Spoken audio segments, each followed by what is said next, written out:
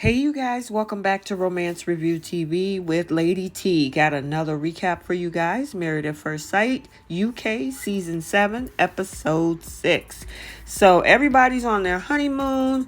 We had some honeymoons that were pretty frigid, not only in temperature, but as in the vibe between the couples.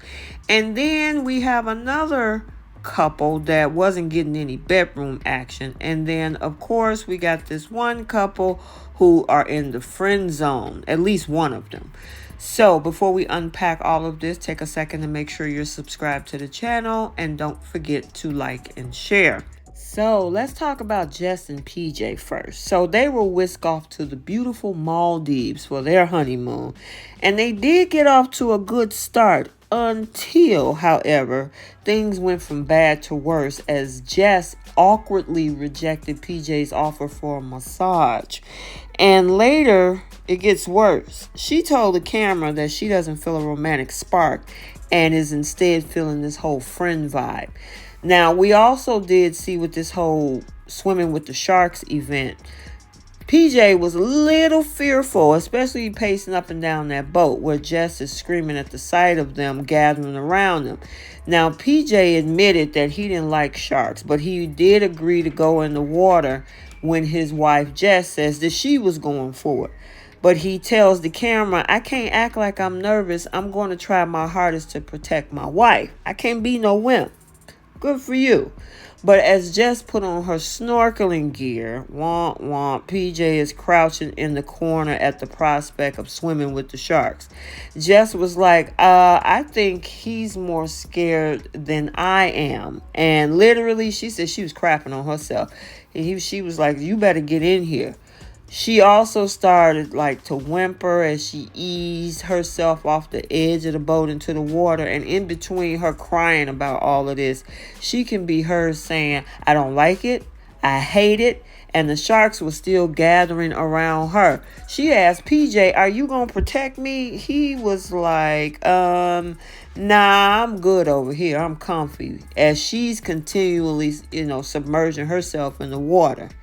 Now, as we remember, for the first time when they met at the altar, they bonded over Harry Potter, but stuff went downhill after Jess wasn't impressed about his job as a stripper.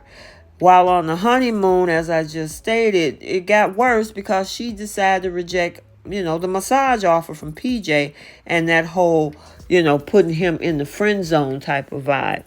So she did later on open up to her new husband in these emotional scenes that we saw about her exes.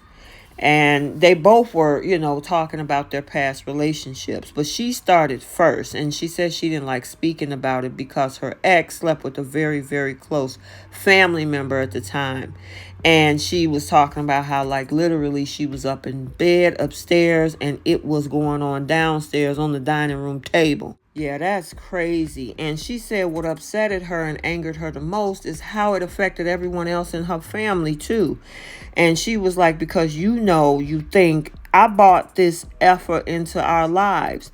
And PJ was like, you know what? That's the type of stuff that really gets me so mad, because he said that she's really a good person. Every day we've had here, every day gets better. And you're absolutely wonderful. And he even said to the camera how much he was starting to like Jess more and more every day. But he is worried that he could get hurt, and he just wanted to find out exactly where they are and what the futures hold, and, just want to hear from her. She did go on speaking on camera, though, saying that what she has been through was really traumatic. I am just so ready to fall in love, which is why I'm so disappointed. We might not be on the same page. This is PJ saying this now, but I love the girl to bits. She's amazing. And he vowed earlier to quit his career as a stripper, saying that he'll do whatever it takes to please her. Jess did say to the camera how she wanted somebody that's a bit of a geezer, a bit of a lad, and PJ isn't that. And I feel so sorry for him because he seems like a very sweet, shy guy. And I think if she just kind of let her guards down, get over the whole stripper thing, give him a chance, she might have herself a good pick. But that's going to be kind of tough because right now he's stuck in the friend zone. So let's talk about Kaia and Kwame. So as you guys probably are aware, and I talked about this in my video yesterday, Kwame got a string of backlash on social media, even though they were throwing shots at each other. I mean, he had the whole petite comment, and she also had the comment about him being short and skinny. And even after all of that, Kaia was trying and making attempts to take their new marriage relationship to the next level. When they got, home after they tied the knot or back to the little honeymoon night after the wedding, she was making numerous attempts to try to do so. And, Kwame was more like, let's just take things slow and not rush into anything intimate anytime soon, which she was not happy about that. And because she was looking forward to spending the night with him, But as we also saw leading into the honeymoon with today's episode, Kaia once again attempted to get a little bit more physical with her new husband, only to be shot down once again. And I mean, at this point, Kaia can't give any more hints. I mean, Kwame is politely telling her he's not attracted to you right now. I mean, yeah, I think he even called sex foolishness. It clouds his judgment. And I mean, honestly, sometimes sex can cloud your judgment. I mean, this is something serious for some people. And, he wants to wait till he's ready. And what happens then, who knows? Kaia might say no by then. But at least, he took his time. The other thing is that, a lot of people, even though he said that, there are a lot of people that wasn't happy about that. They were trying to blame it on her size, and that's why he's not interested. But the flip side to this is that, if he did go ahead and do this, and it's clearly he wasn't interested in the moment, then it wouldn't be a good thing either. If he's saying that he's not ready, and, the whole petite comment or whatever, and then he slept with her anyway, then people have a problem with that too. Now, a lot of people think he's just not interested. But, at least if he isn't interested, he's not going to sleep with her. Which, I've seen on different shows that people, I don't like you, I'm not attracted to you, but they sleep with you anyway, And I mean, it takes two people to consent, right? But the thing is that he didn't do that in this situation. So, you had some people that praised his actions. You had some people that didn't like the fact that he wasn't ready to sleep with her. So, I want to know what you guys know, with what you guys think about it, about him taking it slow and if it's actually the right thing to do. Because honestly, if he let her on and slept with her, it would be worse. So let's talk about these other two honeymoons. And they were in cold temperatures. And just like the temperatures were cold, so was some of these relationships that froze as well. Lara and Richie, and Zoe and Jenna, because they were both sent to Iceland and Bavaria. Now, as for Zoe and Jenna, they were bumping heads over their opinions on going vegan. So Zoe was determined not to give up meat. She wasn't ready to give up meat to be like vegan Jenna. And I don't understand why the experts would put some people like that together. Now, listen, I do know that there are couples where there's two separate diets in the household, and people cook and eat accordingly. Well, you would hope that when you put two strangers together, either they have something similar with that, or they're very compromising to say, okay, you know what? If you eat vegan, cool. If I don't eat vegan, that's cool too. And I'm not going to force the other to do what the other does. Well, in these two, it looks like Jenna wants Zoe to give up meat. And Zoe is like, let me think about it. No. So I don't know how this is going to work. That was their biggest topic for for this particular episode. She got to figure out where she's just going to have to let Zoe let live and have the food that she wants. The thing is about veganism, though, is that they are strict. It's not just a diet. It's a lifestyle. I mean, and some people, their veganism go as far as buying vegan purses and vegan-based makeup. And, so that's a lifestyle for some vegans. And I don't know what the experts was thinking. I would hope that they asked that question, or maybe Jenna would have brought it up. But, to put these two together, and vegans are very, very strict on that. I mean, if you come anywhere near them talking about meat, you might forget it. And I'm not saying all, so I don't want vegans come and say, oh, we don't all act like that. I get it.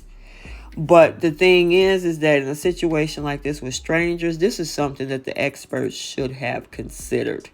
And whether or not she would be okay to be matched with somebody who's not vegan. So I don't know if I want to either put so much blame on this couple, more on, the experts, because they know the information before these two meet. So go figure. So now, meanwhile, we have Laura and Richie. So Laura was taken back because Richie was over enthusiastic about their marriage. Richie is like all in, whereas Laura is like, I'm on a chilled level. She even said when it's too full on, it pushes you back a little. So I guess she's feeling like too overwhelmed about this. And I mean, it could have been where they are. I mean, it's cold, I would hope, just like with the other honeymooners, they had the Maldives, Jamaica, Mauritius.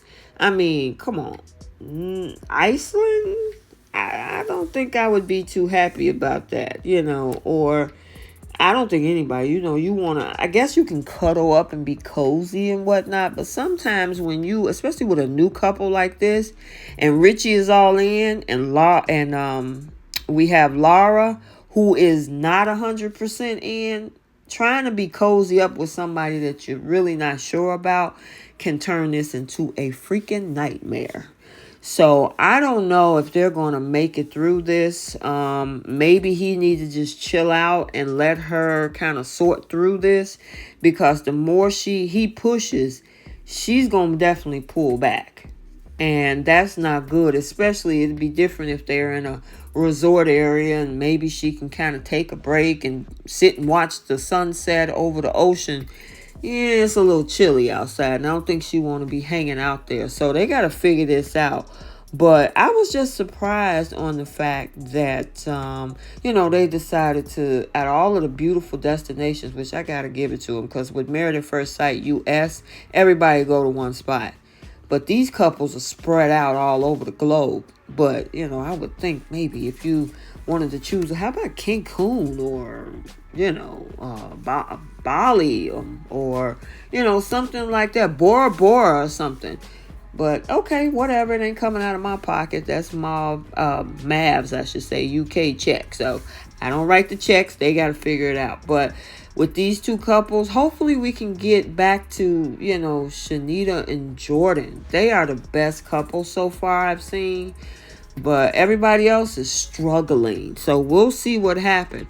I will say that there is some type of spoiler in regards to, because the honeymoons are coming to a close, that they're all going to reunite with the other couples, which seems like it's going to be a very, very explosive reunion. And there's some couple, one of the couples are supposed to step out, meaning maybe cheat or step out with one of the others. So we got to stay tuned. This is about to get crazy. We just starting. So let me know your thoughts. Okay, so there you have it. The recap for Married at First Sight UK Season 7, Episode 6. Let me know your thoughts regarding these couples, the honeymoons, and any other thing you want to talk about. I appreciate your comments. So until the next video, like, comment, and subscribe, and we will see you soon. Bye.